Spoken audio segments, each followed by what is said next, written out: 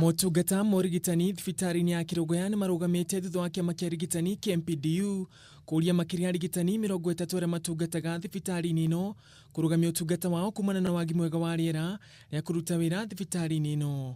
We want to make it very clear. If you are a health worker and you are still working in any facility in Kirinyaga County, you are disobeying the law.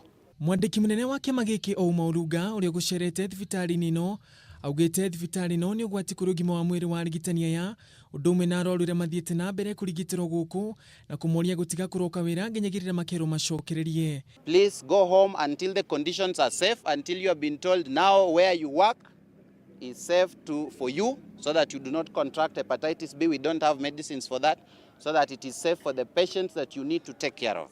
Idenuru ameba kamĩtĩ ũgima wa mwĩrĩ bunge-inĩ ya Senate mamenire thirikari ya kaunti ya Kirinyaga makiuga nĩ ĩrekururia harĩ gũtigĩra motungata nĩ macokerire thibitari-ini ĩno. We want to find out the reason why they did that. We want to find out why the county is actually decided to employ other casuals, yet they have just send other people home.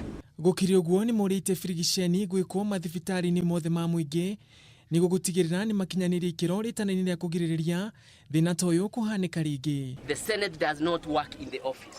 It has to come back here and ask Wanjiko and ask those who are affected, including the people who are sacked, including the CS who resigned. What is it that is ailing our hospital, our health sector in Kirinyaga? Ica ikuhĩ thibitari ĩno ĩkoretwo ĩgũmĩirwo nĩ mathĩna kĩondorita, mamwe mamo arĩ kwaga gũthingatithia ikĩro cia ũtheru, kwaga ũrũgamĩrĩri mũkinyanĩru hamwe na ũnyihu mũnene wa aruti a wĩra. Handũ-inĩ ha KMPDU TV, niĩ njĩtagwo Ngũgĩ wa Gatua.